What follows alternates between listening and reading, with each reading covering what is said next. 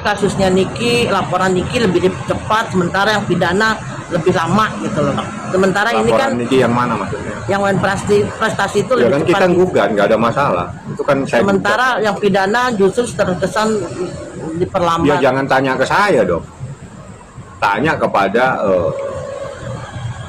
mereka yang menangani perkara tersebut. Bagi saya, sekarang ini fakta yuridisnya, fakta hukumnya, ada dua subjek hukum, yakni subjek hukum dalam perkara pidana dengan objek yang sama terkait uang 4 miliar. Di dalam kasus uang prestasi juga subjek dan objek yang sama terkait uang 4 miliar. Nah, berdasarkan pasal 81 KUH pidana ini, pidananya harus dihentikan terlebih dahulu, menunggu perkara perdatanya. Itu aturan, bukan saya punya mau. Seperti itu ya. Ya artinya dari perdata, kalau ternyata memang perdata itu ternyata Nikinya tidak bersalah, Ya kalau memang itu terbukti wan prestasi, perkaranya kan gugur secara hukum harus gugur. Dr. Mirzani, setelah mendengar dari dokter, memang kalau aku pribadi lebih suka minum jamu dibanding obat kimia. Mudah-mudahan setelah adanya ini, rakyat Indonesia lebih mencintai lagi jamu-jamuan, dan mudah-mudahan dari jamu ini nanti bisa luas, bisa memberikan lahan pekerjaan lebih banyak lagi, karena memang herbal ini harus diperluas lagi. Yang bisa memperluas ya kita-kita ini, dan Niki berharap setelah ini juga kayaknya akan ada bisnis baru, jual jamu ya, karena memang di otakku dari tadi dengernya wah ini bisa jadi duit gitu. Ya, jadi semoga ini juga bisa jadi lahan pekerjaan nanti buat ibu-ibu setelah keluar dari sini, ada yang bisa dilakukan supaya tidak balik lagi ke sini. Amin. Ratu Jamu, cuan, cuan, cuan.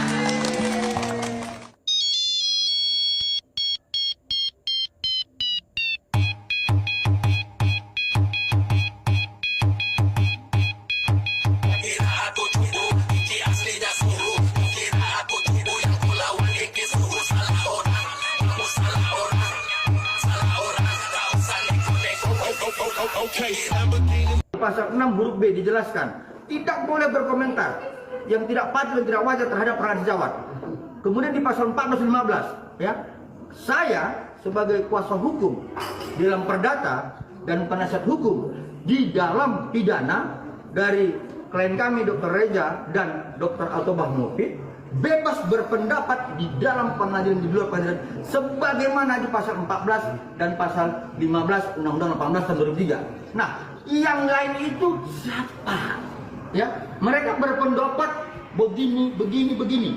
Kalau kami bersama Bang Fahmi Bahmid, wajar dong diatur dalam pasal 14 dan pasal 15 Undang-Undang 18 tahun 2003 berpendapat terhadap perkara yang sedang kami tangani gitu loh. Tapi kalau ada rekan-rekan sejawat yang lain yang mau berpendapat terhadap perkara ini, objektif dong. Jadi jangan berbicara menurut saya, penerawangan saya, ini kan kayak dukun gitu. Jadi janganlah gini, jangan berpendapat sesuai keinginan masyarakat gitu. Kita advokat itu luruskan. Di pasal 5 kan kita penegak hukum. Kalau masyarakat salah, luruskan dia. Jadi jangan sepertinya gini, dilarang gitu advokat mempromosikan dirinya secara berlebihan, dilarang itu.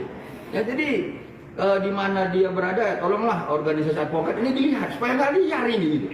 Jadi kalau kami di pasal 14 dan 15 Undang-Undang Advokat jelas bisa berpendapat terhadap perkara yang ditangani. Kalau ada yang berpendapat yang lain silahkan, tapi objektif, ya jangan mengirim. Sepertinya kalau netizen ngomong ke sana dia mengikut. Ini kan kayak seperti mengikuti kemenangan gitu loh.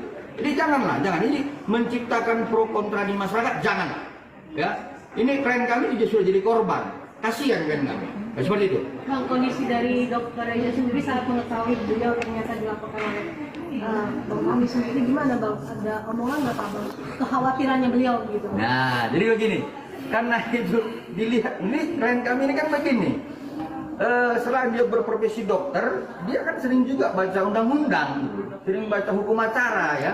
Jadi dia lihat bahwa yang namanya delik aduan begini, yang namanya delik umum seperti ini, dan dia lihat undang-undang kesehatan. Emangnya aku Bang pernah nggak mendistribusikan satu sedan farmasi yang tidak berdasarkan izin edar notifikasi dari Badan POM?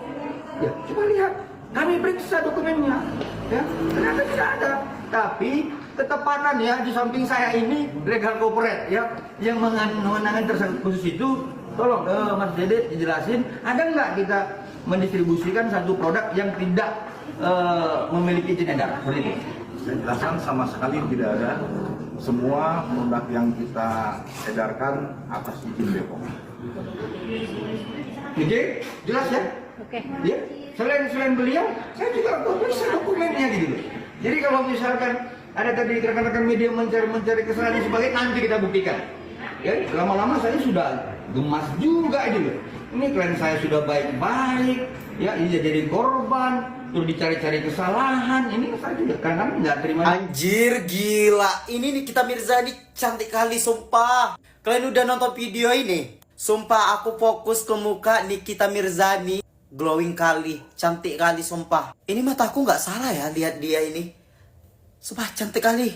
Dia udah ditahan beberapa bulan loh, tapi tetap seglowing itu loh. Mukanya bercahaya, tetap bercahaya. Nggak ada jelek-jeleknya sama sekali. Coba kalian tungguin nanti si abu-abu kalau udah ditahan. Kalau dia udah dijeruji besi, lihat mukanya. Sekarang aja pelangak-pelongok, apalagi udah di penjara. Nggak pelangak-pelongok lagi, tapi pelingik-pelingik. Aku jujur, demi Allah ini cantik kali.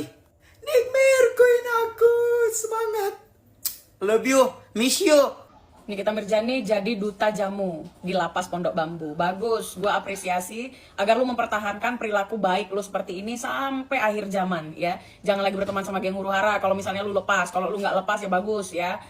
Di dalam artinya lu banyak hikmahnya gitu. Dan memang kalau di lapas, para tahanan itu harus menunjukkan perilaku baik sehingga menjadi pertimbangan untuk pengurangan masa tahanan ataupun pertimbangan untuk dia ke depannya, begitu ya. Dari dokter, memang kalau aku pribadi lebih suka minum jamu dibanding obat kimia. Mudah-mudahan setelah adanya ini, rakyat Indonesia udah mencintai lagi jamu-jamuan, dan mudah-mudahan dari jamu ini nanti bisa luas, bisa memberikan lahan pekerjaan lebih banyak lagi, karena memang herbal ini harus diperluas lagi. Yang bisa memperluas ya kita-kita ini, dan Niki berharap setelah ini juga kayaknya akan ada bisnis baru, jual jamu ya, karena memang di otakku dari tadi dengernya wah ini bisa jadi duit gitu.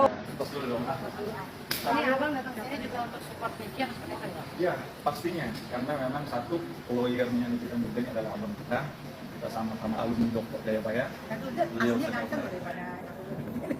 Beliau senior saya. Jadi sesuatu yang beliau lakukan insya Allah yang terbaik buat Nikita Mirzani, tetapi apapun bentuknya, karena saat ini mahkamah yang tertinggi untuk mencari keadilan, kalau dulu hanya pengadilan, saat ini adalah noviral justice, termasuk kakak kita nih yang selalu mengawal, ya kan?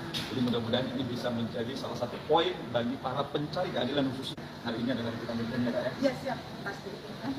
Oke, bentuk Kak Dedi sendiri nanti dapat seperti apa nih Mas? Karena mau berharap juga nggak sih kalau DRG udah hadir? Ini kalau KPK tadi juga berharap DRG hadir, seperti apa nih? Kalau saya berharap kooperatif, kan karena dalam konteks sidang keperdataan ini wajib dihadiri oleh prinsipal masing-masing.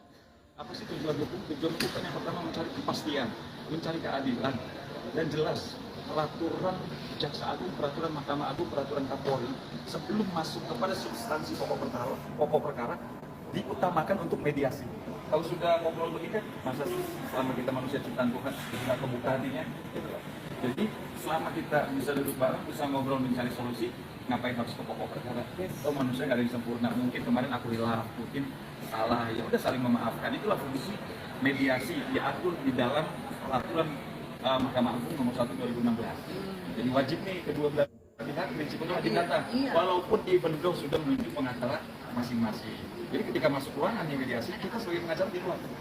Jadi prinsipal dengan prinsipal. Tapi kemarin Bang, kan aku bertanya waktu pengadilan pertama, aku bertanya sama wartawannya, Bang kenapa nggak datang? Saya sama itunya, sama lawyernya, katanya kenapa harus datang, kan udah diwakilin aku.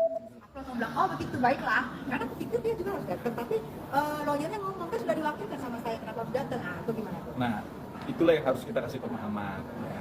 Di dalam dunia persidangan ini, terutama yang berkaitan dengan keperdataan, itu peraturan Mahkamah Agung, catat, peraturan Mahkamah Agung nomor 1 2016 wajib, ini hukumnya wajib dihadiri oleh prinsipal masing-masing, baik dari penggugat maupun tergugat.